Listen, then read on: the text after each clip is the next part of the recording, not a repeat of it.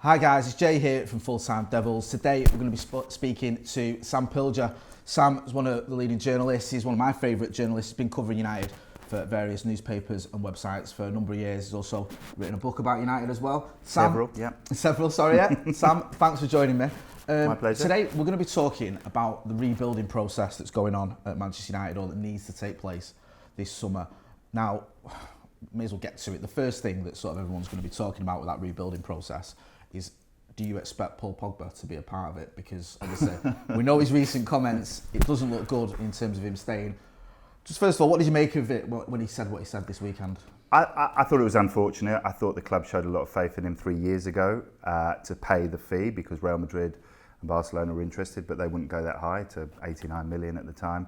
I think his preference might have been to go there, even though the homecoming was promoted. He came back, he hasn't performed to the level we expect, and the talk about going for a new challenge, it was like, well, hang on, there's a hell of a challenge here. Exactly. I don't, you shouldn't be looking to leave. If you want a challenge, you got one here. So I thought it was unfortunate. He wanted to leave last summer.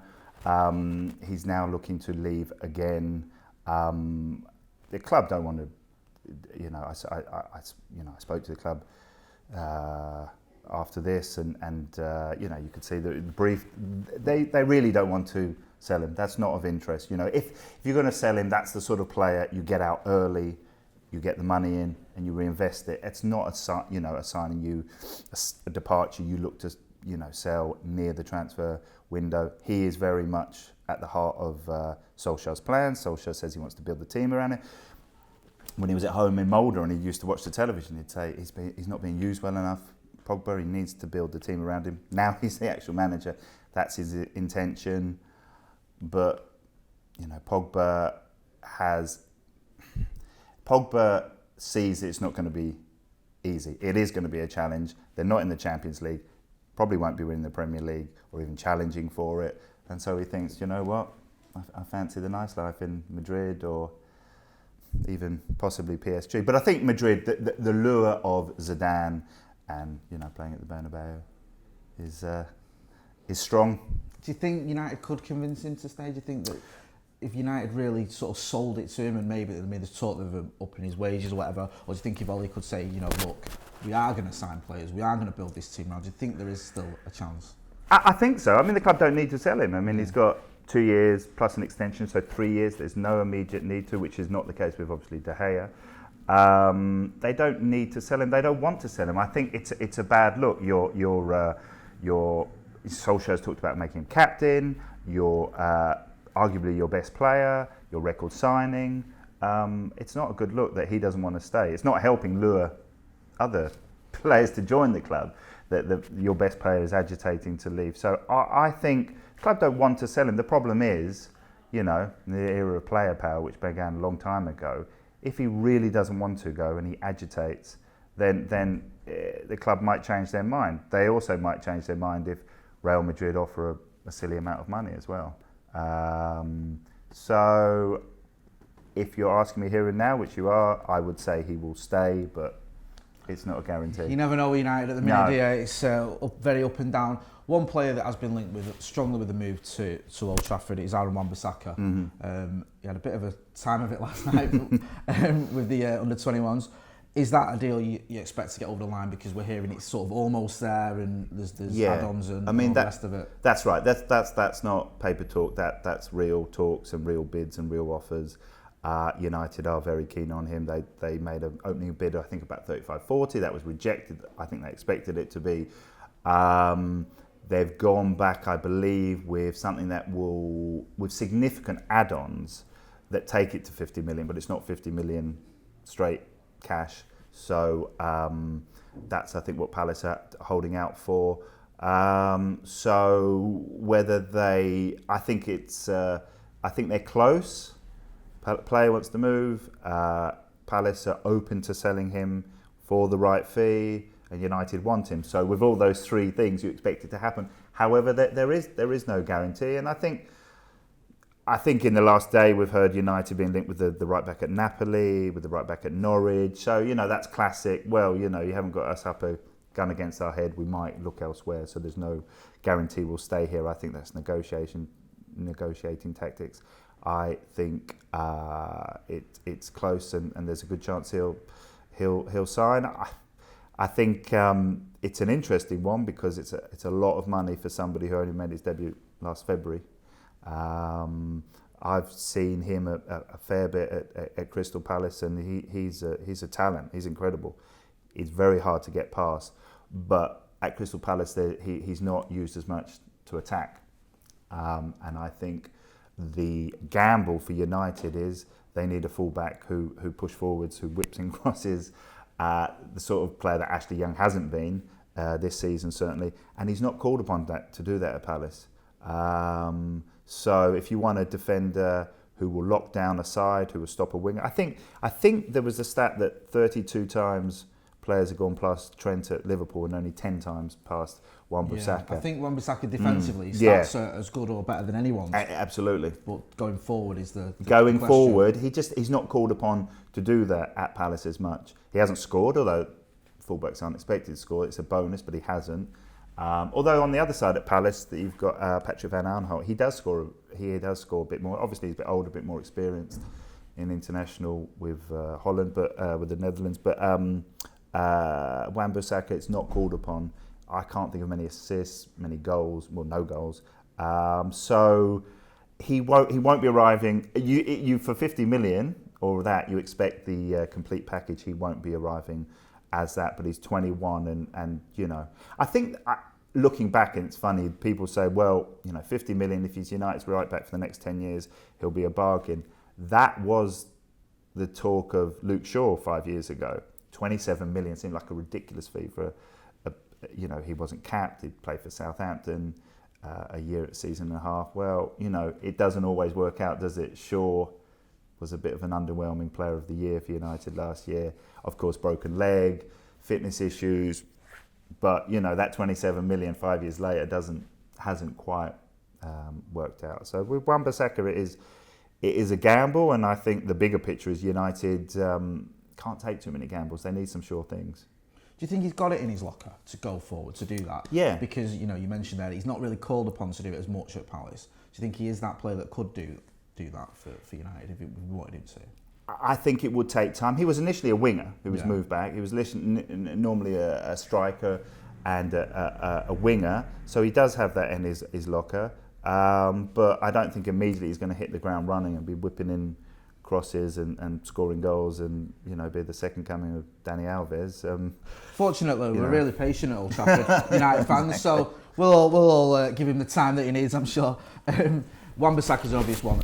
There's been a lot of talk as well about a centre-back coming in. We know the various players have been linked. Harry Maguire seems to be the most prominent one, or the one that's been spoken about a lot. Do you see a centre-back coming into United, whether that's Harry Maguire or... I mean, it's unlikely with the Leeds. I don't think that's going to happen. But do you see more defenders coming in? It just simply has to. It just simply has to. I think it has to be the priority of the whole summer. I mean, Mourinho wanted one last year. I hear conflicting stories that Alderweireld was very close early in the summer, then they went cold, and then right at the end, he seemed to be okay. He wasn't on his list of targets. And then right at the end, there was that supermarket dash of Boateng and Godin and Maguire, and just grab someone, and it didn't happen. And we saw the result last year: 54 goals, 54 goals, which is a record in the Premier League in 27 years. And this is with arguably the best goalkeeper in the world. He had a wobble too, which was understandable. A central defender is absolutely crucial. And in my time of following United, there's always been a central defender. Be it even in the 80s, there was Paul McGrath. One of the world's. Even when United weren't title challengers, there was Paul McGrath. Before that was Martin Buchan. There's always been somebody, and then obviously there was Pallister and Bruce and Vidic, Ferdinand, Stam, Johnson. This is the first time there's not been a central defender for United fans to be proud of, and I think that's been the case since Ferguson left in 2013. They haven't. There's been Bailly, Lindelof. They haven't yet signed a central defender to really shore up the defence. And interestingly, I wrote a column about it last week, and I found a quote from Ferguson in his autobiography about when they bought Rio Ferdinand, which again for 30 million in 2002 was an incredible amount. And he said, too often you can waste time trying to buy a contender, spend the money, and 30 million for a centre half over 10, 12 years is a bargain. Don't waste time on contenders. Buy that sure thing. And for him, that was Ferdinand in 2002. United are looking for their sure thing in 2019. Just mention that, you mentioned Fergie there. There was, so I don't know if you saw it on Sky last night, reports that Ferguson was recommending Steve Walsh to come in and be the technical director or come into the club. What do you make of that? Apparently Woodward's not interested in that. Do you think there's any legs in that, or do you think that was a bit of a... I mean, obviously they listened to Ferguson. Yeah. I think Ferguson had a role in Solskjaer's appointment. He didn't initially, but he came back. I think they are interested in the sporting director. I think it's disappointing that when Mourinho left, that was the big talk. Sporting director, get that in, and that was 6 months ago. I think they haven't. There are, I think there is this perception that there's Ed Woodward just watching YouTube and thinking, well, he looks good, let's put in a bid. There is a structure. I would never suggest such a thing. There is a structure at the club, Guys like Jim Lawler are still there from Ferguson's time as scout, and there is a structure of people scouting players, looking at players. Obviously, a manager has to want, and Ed Woodward signs it off. He says, right, I agree to pay this amount, but he doesn't find the players. I do think they've come to accept that a sporting director is needed, a public face is needed, whether it's Walsh or somebody else. I don't know. I mean, there's talk of Jordi. I find it strange that it has to be a format. It doesn't have to be, but there is a lot of talk, and some of it well-founded. Darren Fletcher, Rio Ferdinand, Patrice Evra, Jordi Cruyff. This notion of it has to be a former United player, I don't think that it has to be at all. Do you think, would you say it's more important you get someone with experience in that sort of role, or would you think having someone that's been at Manchester United is the key? I think that's, this whole they understand the culture, they understand the club. Every football club is about winning games, Yeah. And so this nonsense about they understand the club. I understand United has to be attacking football, maybe with Van Gaal and Mourinho, we missed that a bit, but essentially it is all about winning games. So I don't think that is essential, no. Moving further up the pitch towards the strikers, Lukaku has obviously made statements. It looks like he could be on his way out more than likely. Do you see him going, and do you think there are targets to replace him? How do you see that one panning out? I think that's the problem, isn't it? It's the same with Pogba. It's all very well selling him, but how are you going to replace him? You're talking about one of the world's best midfielders, and with Lukaku, his goal record is incredible. I'm not a fan. I'll be honest. I was a fan that United signed him instead of Morata, which was, I think, was probably a bit smokescreen 2 years ago.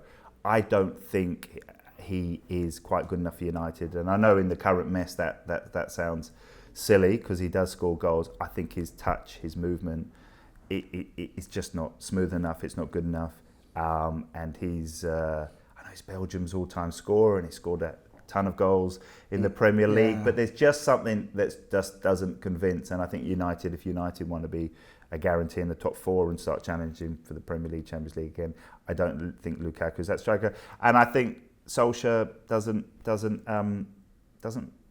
the football parlance is, doesn't fancy him. I think that much was true when he came in. One of his first acts was to drop him. And it was weird. I always thought it was a bit weird with Solskjaer and Lukaku, because then Lukaku came in, didn't he? And he scored a couple of goals. He scored some important goals with his right foot as well, which was a bit of a surprise for everyone. Then he was back out again, and then he was shifted a little bit out wide, and you got the impression that Ollie just didn't really. I think if you don't fancy a £75 million striker, your second biggest signing of all time, then he's not for you, because he's not a squad player. United's success happened when he dropped Lukaku and played Rashford in the number 9 role. As you said, Lukaku came back in and had some success as a substitute, and then those 3 games he scored 2 goals in 6 goals in 3 games against Palace, Southampton, and Paris Saint-Germain. No, I don't think. I think if United want to bring in some money, he certainly would still have a value in the transfer market, and I think United would be willing to hold on to him, but he wouldn't be guaranteed a starting spot, and he's too big a character and a player to be happy with a squad position. It is weird when you look at Lukaku, because if you were to make a case for him, it's very easy, because you look at his stats. You look at, like you mentioned it at the beginning, then the amount of goals he scored, his record is pretty impressive. The fact, I think it was 27 goals in his first season at United in all competitions. You know, that's a good record. But then when you sort of scratch beneath the surface, a lot of the big games, fits and starts, there's long periods where he goes 8 or 9 games without a goal. He just, and plus when you watch him, sometimes he just looks to me like he's got the weight of the world on his shoulders. Well, when he plays it just sort of, if you look at the very best strikers in the world, it's just smooth, it's seamless. They just glide, don't they? They just glide. And we've seen enough at Old Trafford over the years that do that. He sort of judders, and you just when the ball's into him, you just don't think it's going to stick. And the very best plays, it sticks. Yeah, I think his record is sort of like 42 goals in 90 games for United, which is... That surprised me when I read that, because that on paper is impressive. That is good, yeah. And I remember in the 80s with the parade of Alan Brazil and Peter Davenport and Terry Gibson, where United couldn't sign a striker who would score goals, and yet he comes in immediately, bang, bang, bang. But I think he goes through droughts as well. United are open to selling him, and I don't expect him to be there. Yeah. Is there anyone sort of on the radar, do you think, as a player, or do you think it might be a case of Rashford, Martial? Well, I think if you take a player who provides goals and will bring you a lot of money, you have to look to replace him. I mean, there's Pepe, Leo, there's Dembele at Lyon. There's been looking at them, talk at them, but. Again, they would need time to settle. Lukaku obviously came from Everton, Premier League experience. In terms of a big striker, it's more the sort of medium range, if you like, the 30-40 million pounds they're possibly looking at, hoping that they have their starting striker in Rashford. I think he is. This could be his big season. There's talk about signing a new contract soon. So I think they might look to sell Lukaku, bring in an up-and-coming young striker. Obviously Rashford is that too, and give Rashford the faith to say, right, there you go. Massive fan of Marcus Rashford. Me too. Yeah, I think I agree. I think he's on the verge of big things. And he, you mentioned there that there's talk of him signing a new deal, being ready to sign a deal. That makes a lot of sense. Do you think that's sort of a no-brainer? Oh, absolutely. I mean, this is how bad things have got at United. That's good news. That a homegrown Mancunian lad is signing a new contract, and it's thinking that should just happen. That should be. There was talk of Barcelona or other clubs being interested in him, and you could see other clubs looking at him, because people forget he's only 21. Yeah. Because he's been around for like 4 seasons. Everyone thinks he's sort of the finished article, but. I always think with Marcus Rashford, there's another level he can go to. Oh, absolutely, yeah. No, Barcelona, my understanding, were genuinely interested. Why they were thinking they could get a homegrown lad out of United so early in his career, I was surprised of their interest. But I suppose it's worth a look for them. But no, I think he's been incredible. He's a player for the big stage. We saw that with, I know it's only a penalty, but stepping up, scoring that penalty, and even with England, UEFA Nations Cup semi-final, that was a big moment too. He put that away too, different sort of penalty. He's got nerves of steel. He's absolute quality, and he's still so young. So, I hope it's a big season for him. Most United fans were sort of hoping or expecting a massive overhaul this summer. Where there's talk of there's going to be 5 or 6 players going out and 5 or 6 players going in. In terms of the numbers, Sam, how big a overhaul do you expect this summer? How many players do you think are going to come in? Because we've got Daniel James has come in. All right, there's one. There's one. There's one. Yeah, I think the aim is 4 to 5. So that's one. So 3 or 4 more. But again, the problem is, as we talked about, there's Pogba, there's Lukaku. There's De Gea's gone quiet too, but that's very tenuous as well. They have looked at goalkeepers. They have to. I mean, it's sensible. You can't just see him walking out the door and think, oh, what are we going to do? They have inquired, they have looked at goalkeepers. I would say 3 or 4 more, but it's proving difficult. I think there's frustrations. I think as well, players are looking and thinking, well, where's the evidence that this season, next season is not going to be like last season? Where's the evidence? And I was writing a column this morning, it will come out soon, with Pogba. If you remember when we signed Pogba, United had already signed Bailly, Mkhitaryan and Ibrahimovic. Yeah. So it was like, well, we're serious. Yeah. And Mourinho had come in. Yeah. So that was so Pogba, do I push for Real Madrid or do I go back for United? I think, well, United are serious. The big name managers come in and sign. At the moment, what does a big name player in Europe have to excite him about Old Trafford this next season? Daniel James, forget it. They wouldn't have even heard of him. Solskjaer, not a big name manager and someone who struggled, and no other signings. I think at this stage, people are looking around, hawking themselves around and thinking, well, what's happening here? What's happening there? What's happening at United? Nothing much. And I think it's cyclical, isn't it? It sort of breeds off each other. If players start going there, then players, well, something's happening there. Yeah. They are serious. Like, okay, it's Real Madrid, but like Real Madrid, 5 players. They've not messed about. No, they have not messed about. It's frustrating from a United point of view, seeing a similar situation where they need to rebuild, they're lagging behind their rivals, and they've gone out and just, done their business early, big business as well. And we're, no disrespect to Daniel James, I think he's a great signing for the future, but he's our only signing, and Ollie's made this deadline as well of the 1st of July. Did you make, Yeah, that's which is what, in 10 days' time or something. I mean, that's silly. That's not going to happen. I mean, that's the ideal world, and it's always been the ideal world. Every manager would want that. Pre-season, you've got your squad, you work on your squad. Never, ever, ever happens.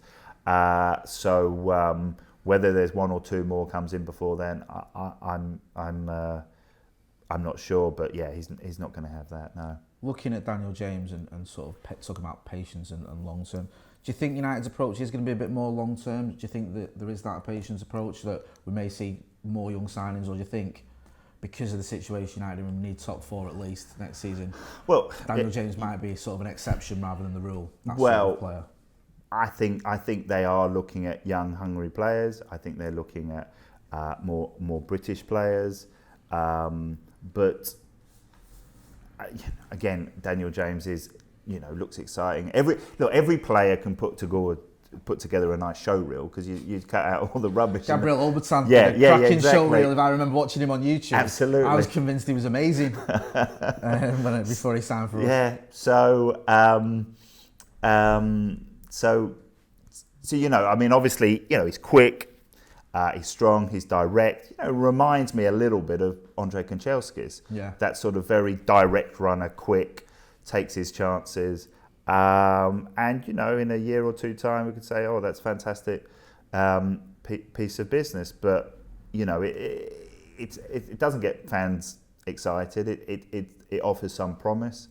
But, I mean, I'm not comparing him clearly, but when United signed Cristiano Ronaldo, Sporting Lisbon was like, who's this fella with the strange hair and the braces? And okay, and then comes on against Bolton, does some tricks, and then it starts. So maybe he'll grasp his moment, or maybe he'll need time. United, buying from the Championship can be a bit of a risk. Obviously, he needs to. He'll be given patience. He'll be given patience. But you look at Liverpool's. Someone like Andy Robertson has been incredible. Was it 8 million from Hull? You just never know. That's the sort of one that everyone sort of talks about. Yeah. Look, you got Andy Robertson. Just looking at you mentioned Daniel James, young players as well. Do you see any of the other younger players at United, the likes of Mason Greenwood, James Garner? Do you think they could get much of a chance next season, especially with Europa, or do you think it's a bit, because of the way the club is at the minute, it might be a case of they're going to have to wait? Well, I think, if you look at Solskjaer was getting, obviously as a former United reserve team manager and a former United player, he understands the club, brings young players through. But if you actually look, young players didn't feature that too much because it was too important. I know they made for some great pictures at the end of the PSG win. I knew you were going to say because they were all there, wasn't it? Greenwood in Gomez, the crowd. Gomez, of course. And yet, so it makes you believe that they played a lot more than they did. They didn't really, Well, Greenwood was the last game of the season. Greenwood, and I think people were disappointed there weren't more young players playing against Cardiff. Again, it's too important to gamble on young players. I think he'll do that slowly. He won't throw them all in, and it'll be on the basis of whether he thinks they're good enough. I think the talk is with Greenwood certainly is good enough, and we'll see more of him. Yeah. One player that's sort of been in the news a little bit lately is Axel Tuanzebe, because obviously he had a great season at Aston Villa. You mentioned the Championship there. A lot of United fans, a lot of our viewers love him from what they've seen of him. Remember him sort of as a young player coming through. How do you see that one going? Do you think he could? Because there's talk of him being sold to Villa, which I think is a bit of a strange move, to be honest with you. Do you think he'll spend more time on loan or away from Old Trafford, or do you think he could force his way into the reckoning next season? Again, he performed well, but it was in the Championship with Aston Villa.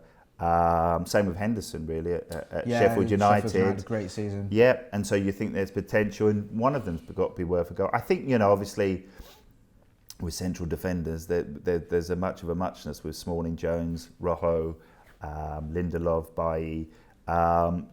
You would hope he could be better than some of them, but I think the idea is to bring in a commanding, expensive centre half, pair them with possibly Lindelof on the back of last season.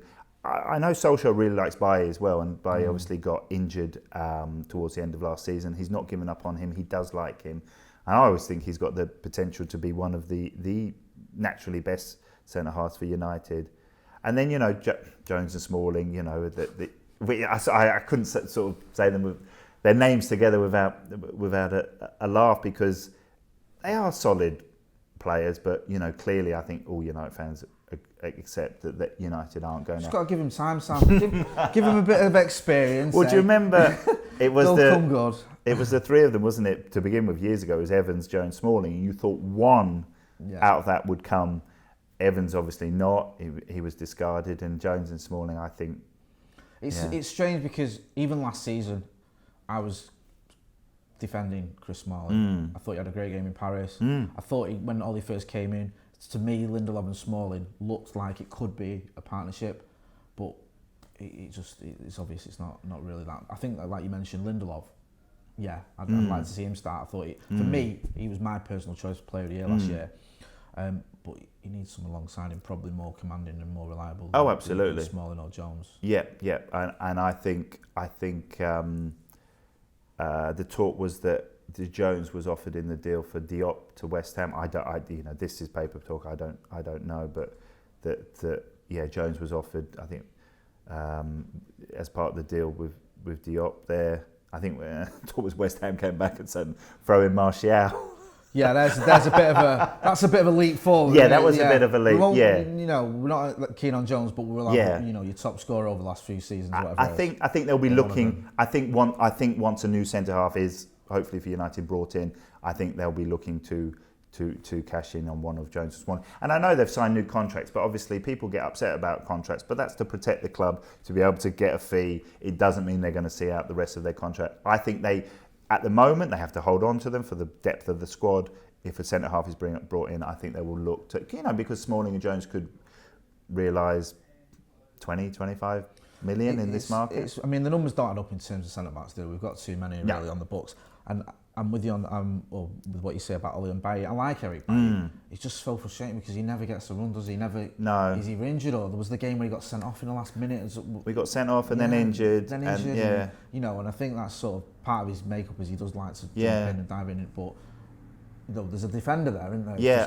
Can United afford to sort of?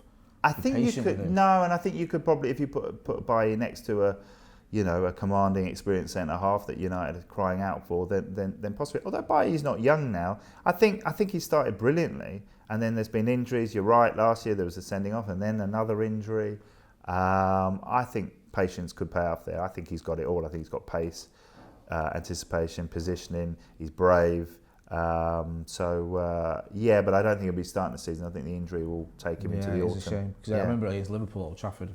I know he scored an own goal. But he had a great game. When he came back, he came back. Everyone was like, Eric Bailly's thrown him in. Against The likes of Salah and Firmino and all the rest of it. But he was superb. Do you feel? I mean, I've always said the fans will back Ole because of who he is, and because of the way we've seen this sort of managerial merry-go-round. Do you think the board will back Ole in terms of sort of giving him a bit of patience because?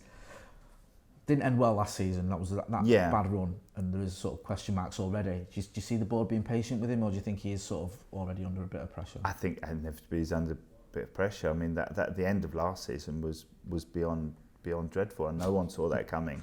I mean, United was 6 when he arrived, and they finished 6, but he got the job. So you think, well, how did that happen? It happened because they had that great run of form at the start, but no, he starts under pressure inevitably, really, because he's not coming in. He's not been appointed this year.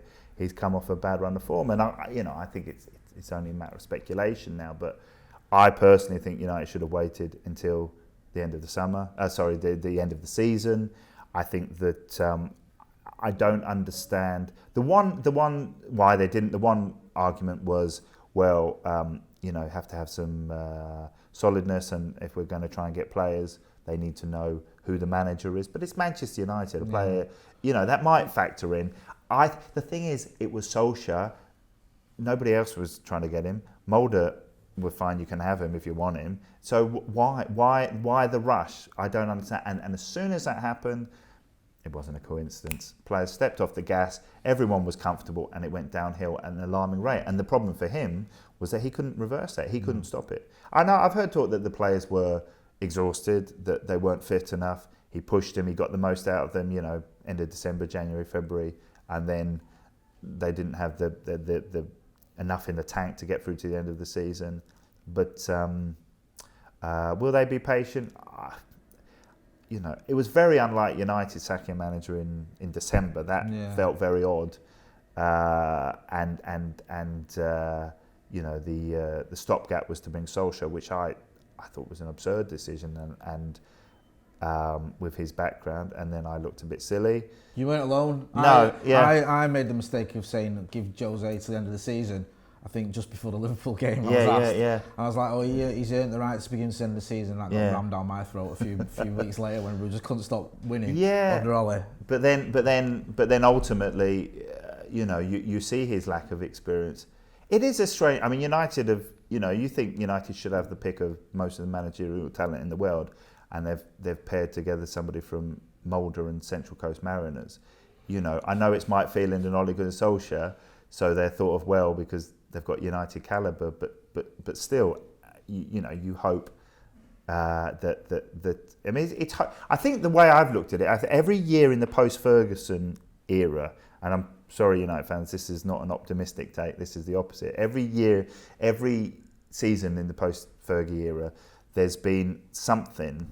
The unexpected. There's been United were champions. And David Moyes, you think, Moyes, good solid appointment. And then Van Gaal coming after the World Cup with the Netherlands, all of his experience with Bayern Munich and Barcelona. Then there was Jose Mourinho. Mourinho, serial winner. And I think this is the biggest downer United have started the season on, because Solskjaer doesn't have the background of success in the Premier League. In fact, he has the opposite of it with Cardiff, a relegation. And United have sort of try before you buy. They did for 6 months, and the last 2 or 3 months was dreadful. So I think they're thinking, if that can't be reversed quickly, what sort of season are we likely to have? So unfortunately, every other season in the last 6 years, there's been something to give some optimism. That could all change with signings, but as we've seen, they've been slow. Do you think they will back him properly in the transfer market? Do you think they realise that, despite they may have some reservations about him as a manager, you've got to otherwise, because if we don't make some signings here, you talk about being on a downer. If at least two more signings don't come in, big signings, then United are going to really struggle. I know. No, well, I think they. I think if you look over the last, it's where it's been spent. I think over the last 6 years, United have, on the whole, backed their managers. There's been some huge signings made. They just haven't been the right signings, unfortunately. I think they want to be a bit more savvy, a bit more smart. But I think the money is there if it's right. I think the problem is, Jadon Sancho, 100 million. Harry Maguire, 80 million. 90 million. Koulibaly, 100 million. This is the market. Money, yeah, this is the market. And so it's very difficult because clubs, don't need to sell their players. Napoli aren't under pressure. Borussia Dortmund aren't under pressure to sell their players. Crystal Palace aren't as well. They're not under pressure. The Premier League is so awash with money. It's sad. I mean, it's sad. I suppose it is better in a way. Yeah. But it is, back in the day, we all know that if United wanted someone for Crystal Palace, it didn't take a lot for that deal to happen. No.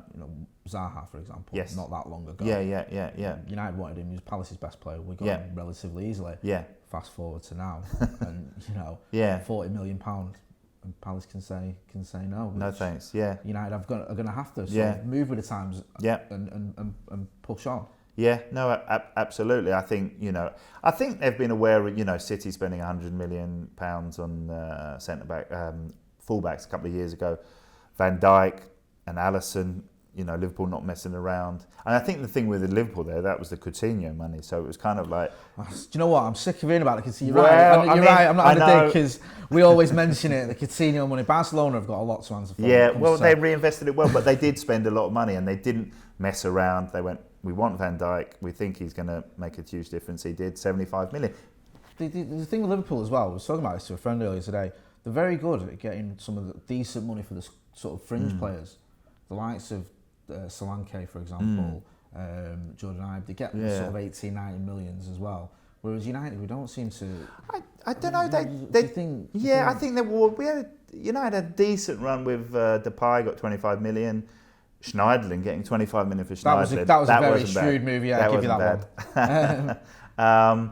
But yeah, you're right. I mean, Fellaini might have gone for a little bit more money, but I think, took his wages off the wage bill, and I don't think anyone was too sorry to lose him. I mean, that's the talk of the United midfield. I mean, United's midfield needs strengthening, and that was even before Fellaini left and Herrera's left. It's disappointing because when we had that great run under Ole, I always felt confidence in that midfield, and I thought, you had Matic, Pogba and Herrera, and you could argue the sort of the weakest link in there was probably Nemanja Matic. I know some people may disagree, and now Herrera's gone, Pogba reportedly wants out. It is a worrying time as a United fan, and it is a worrying time when you look at sort of the way other clubs are moving as well. Sort of that gap seems to be getting bigger. Yeah, no, absolutely, and I think United don't have Champions League football to offer, and I think that's going to give people pause for thought. I know 3 years ago, obviously, they got Pogba and Ibrahimovic on without Champions League football either. But I think people are worried. Well, you still now you're back in Europa League again. It's more of a trend rather than a one-off as it felt that season. I mean, I'm led to believe that was a problem for Sancho. Not getting to the Champions League, he's enjoying playing there, and I know it's Manchester United and coming back to England, but that's the big thing, obviously, for all footballers, and to swap that, it didn't seem there was a need. Well, maybe I'll give it another year and see what's happening. So just a few more points. It could have been different in the transfer market this season. Yeah, I think it puts a premium as well. People know United are desperate and whack up the price. Just a couple more questions, Sam, before we leave it. Alexis Sanchez, do you still see him having a future at United? Because he's been linked with a move away sort of almost as soon as he got here. But obviously the wages, and then there's still the talk of whether actually he could feature in all his plans. I think that is where United have been on such a bad run, and you can't say it's bad luck, but when Sanchez was signed, everyone thought it was an incredible signing for a free, but obviously the wages were huge. That was one of that was one of the Premier League's best players, but arguably one of the top 10 best players in the world. Coming to United at the peak of his career, and it's just absolutely imploded. It's just been absolutely dreadful. Because everyone I spoke to, everyone we had on the channel, was raving when we got him. No one was saying, what we're doing here. No. No one was saying keep Mkhitaryan. Yeah. Everyone was like, this is the signing for us. We beat City to him as well. Yeah. Oh, yeah. And it's just bizarre. Yeah. Well, I think that I don't know. I mean, I don't know why it hasn't worked out. I mean, obviously he has little injuries and he's not found his form. Maybe he's just taking his foot off the gas in terms of why it hasn't worked out. But what his wages have done to the club, the damage that has done, is you can see with De Gea, with Pogba. I mean, it's that's the problem. United went all out. You know, I don't know what his pay slip is, but he's the highest paid member of the United squad, far in excess of anybody else.